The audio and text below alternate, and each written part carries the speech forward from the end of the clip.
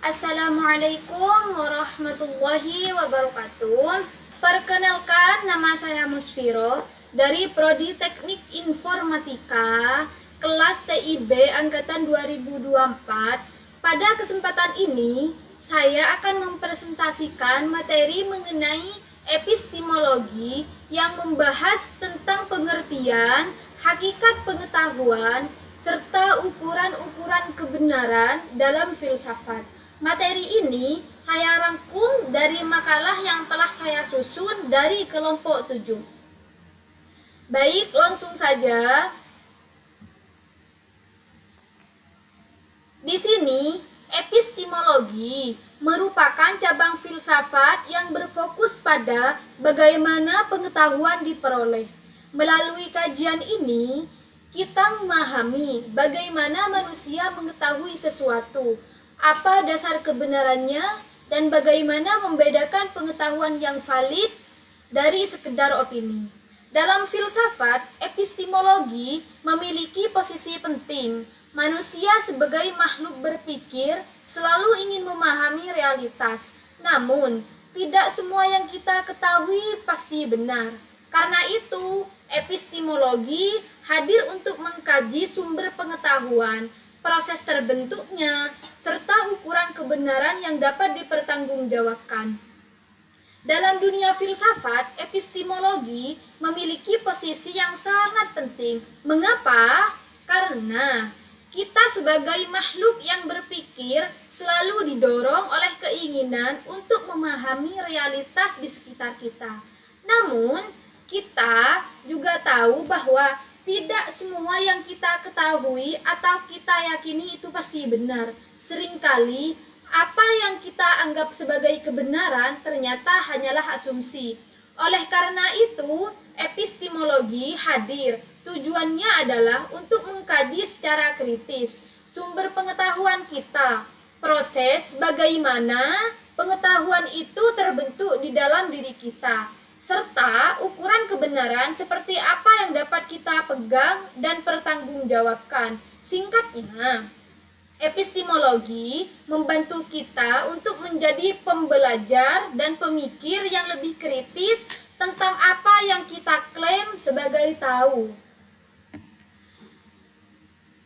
Dan di sini epistemologi penting karena setiap ilmu bergantung pada validitas pengetahuannya. Tanpa dasar epistemologis, ilmu tidak memiliki pijakan untuk memastikan apakah kesimpulannya benar atau tidak. Itulah sebabnya epistemologi menjadi fondasi bagi seluruh disiplin ilmu. Dan di sini epistemologi memegang peranan krusial karena secara fundamental setiap disiplin ilmu sangat bergantung pada validitas pengetahuan yang dihasilkannya. Tanpa validitas, ilmu tersebut akan kehilangan otoritasnya. Intinya, ilmu pengetahuan bekerja berdasarkan klaim kebenaran. Dan untuk menguji klaim kebenaran tersebut, kita memerlukan kerangka kerja. Inilah fungsi dari epistemologi. Tanpa dasar epistemologi yang kuat, suatu ilmu tidak akan memiliki landasan atau pijakan metodologis yang jelas. Pijakan ini sangat diperlukan untuk memastikan apakah kesimpulan yang dicapai oleh ilmu tersebut benar atau tidak. Oleh karena itu, dapat kita simpulkan bahwa epistemologi berfungsi sebagai fondasi utama bagi seluruh disiplin ilmu. Ia adalah kerangka yang memungkinkan sains, matematika, humaniora, dan semua bidang studi lainnya untuk membangun pengetahuan secara sistematis dan bertanggung jawab. Dan di sini pengertian epistemologi. Secara etimologis, epistemologi berasal dari kata Yunani yaitu episteme yang berarti pengetahuan dan logos yang berarti ilmu. Harold Hatitus menjelaskan bahwa epistemologi mempelajari asal, sifat, dan batas pengetahuan, sementara Kant menegaskan bahwa pengetahuan terbentuk dari perpaduan antara akal dan pengalaman. Artinya, akal tanpa pengalaman itu kosong, sedangkan pengalaman tanpa akal itu buta. Jadi keduanya harus bekerja sama untuk menghasilkan pengetahuan yang utuh. Epistemologi juga adalah studi kritis yang menguji keabsahan klaim pengetahuan kita, menggali dari mana ia berasal, apa esensinya, dan bagaimana ia terbentuk untuk memastikan ia bisa dipertanggungjawabkan. Dan di sini sumber pengetahuan menurut filsuf. Sejarah pemikiran filsafat menunjukkan beberapa sumber utama pengetahuan. Ada rasionalisme yang menekankan akal sebagai sumber utama. Ada empirisme yang menegaskan pengalaman indrawi sebagai sumber pengetahuan. Dan juga ada kritisisme yang memadukan akal dan pengalaman. Dan yang terakhir, ada intuisionisme menekankan kemampuan intuisi sebagai pengetahuan langsung.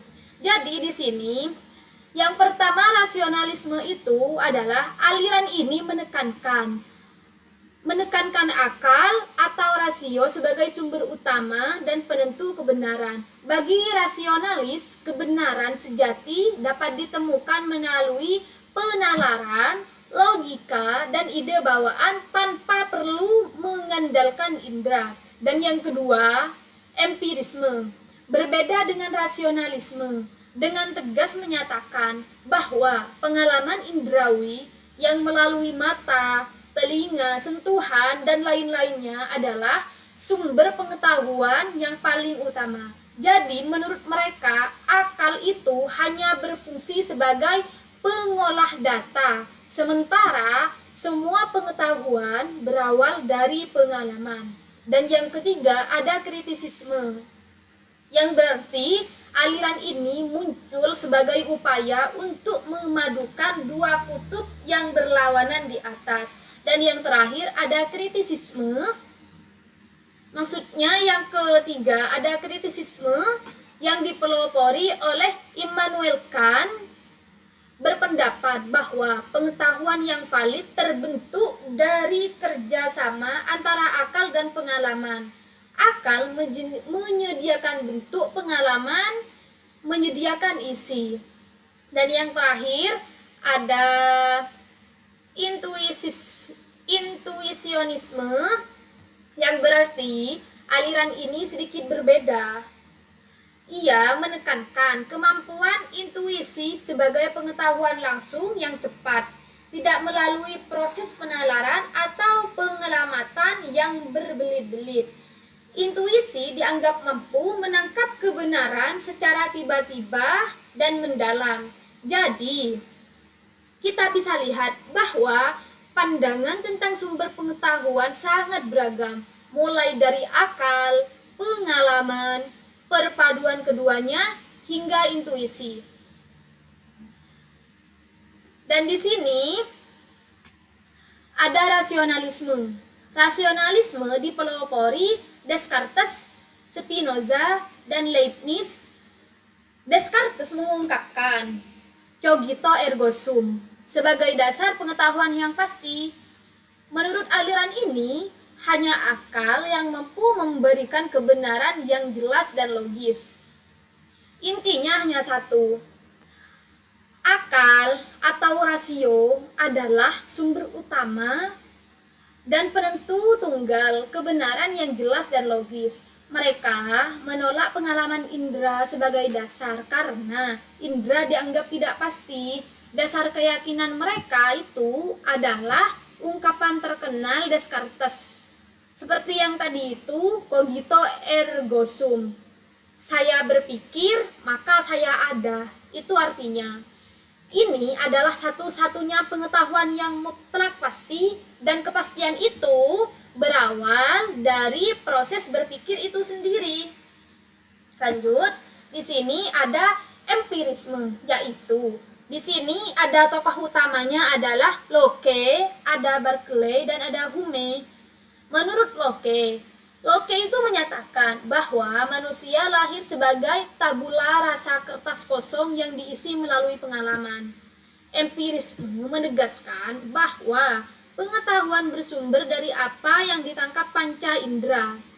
Di sini, inti dari empirisme ini sangat sederhana. Pengetahuan itu bersumber dari apa yang ditangkap oleh panca indera, yaitu pengalaman. Dengan kata lain, bagi empirisme tidak ada pengetahuan yang sifatnya bawaan. Semua harus dipelajari dari dunia nyata. Lanjut di sini ada kritisisme dan intuisi. Di sini Kant mencoba mendamaikan rasionalisme dan empirisme melalui pendekatan kritisisme. Menurutnya, pengalaman memberikan materi pengetahuan, sedangkan akal memberi bentuk. Dan sementara intuisionisme atau Bergson menegaskan bahwa pengetahuan tertentu dapat diperoleh secara langsung tanpa proses yang logis. Jadi, aliran ini menegaskan bahwa pengetahuan tertentu dapat diperoleh secara langsung tanpa harus melalui proses berpikir logis, analitis, atau pengalaman indrawi yang berbelit-belit. Intuisi dianggap sebagai pemahaman seketika yang mendalam. Lanjut, di sini ada hakikat pengetahuan. Dari Plato mendefinisikan pengetahuan sebagai justified true belief.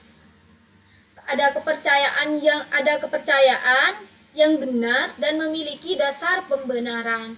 Pengetahuan melibatkan hubungan antara subjek yang mengetahui dan objek yang diketahui. Dan di sini pada akhirnya pengetahuan selalu melibatkan hubungan timbal balik yang esensial. Subjek yang mengetahui, individu yang memproses, meyakini, dan mencari pembenaran. Sedangkan objek yang diketahui itu ada realitas, fakta, atau proposisi yang sedang dipelajari. Jadi, pengetahuan yang valid hanya tercipta ketika subjek berhasil membentuk kepercayaan yang benar dan dibenarkan mengenai objek di luar dirinya. Lanjut, di sini ada a priori dan a posteriori. Dalam filsafat modern, pengetahuan dibagi menjadi dua. Di sini yang pertama ada a priori, yaitu pengetahuan yang tidak bergantung pada pengalaman. Dan yang kedua di sini ada a posteriori, yaitu pengetahuan yang muncul setelah pengalaman. Jadi keduanya digunakan dalam proses memahami realitas. Dan jadi sebuah teori baru dianggap benar-benar ilmiah, bukan bisa dibuktikan benar, melainkan jika memungkinkan untuk dibuktikan salah atau dapat difalsifikasi. Jika suatu teori tidak bisa diuji atau dibantah sama sekali, maka dianggap tidak ilmiah. Konsep inilah yang kemudian menjadi dasar penting bagi perkembangan metode ilmiah modern. Karena mendorong ilmuwan untuk terus menguji dan menyempurnakan teori yang sudah ada. Lanjut di sini teori kebenaran. Di sini ada 4 teori. Yang pertama ada korespondensi, yaitu sesuai dengan fakta nyata. Dan yang kedua ada koherensi, yaitu konsisten dengan pengetahuan lain. Dan yang ketiga ada pragmatik, yang artinya benar jika memiliki manfaat praktis. Dan yang keempat, yang terakhir itu ada konsensus, yang berarti benar jika disepakati secara rasional oleh banyak pihak. Lanjut di sini, Karl Popper menekankan bahwa pengetahuan ilmiah harus terbuka untuk diuji dan dibantah. Sebuah teori dianggap ilmiah jika memungkinkan untuk dibuktikan salah. Inilah dasar perkembangan metode ilmiah modern. Seperti yang saya jelaskan di atas itu, sebuah teori dianggap ilmiah jika memungkinkan untuk dibuktikan salah. Inilah dasar perkembangan metode ilmiah modern. Dan yang terakhir di sini ada kesimpulan. Kesimpulan epistemologi membahas bagaimana pengetahuan terbentuk dan diuji kebenarannya. Dengan memahami epistemologi, kita dilatih berpikir kritis, rasional, dan sistematis. Saran utamanya adalah mengaplikasikan prinsip-prinsip epistemologi dalam menilai informasi dan membangun pemikiran ilmiah sehari-hari.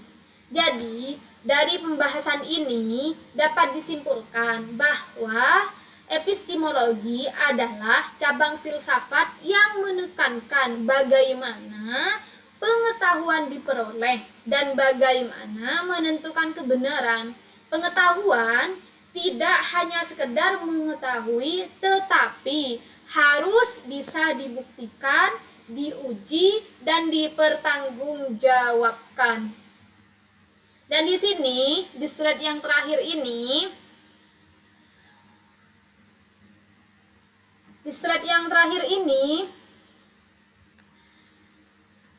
pada bagian ini saya mencantumkan beberapa sumber yang digunakan dalam menyusun makalah atau presentasi ini.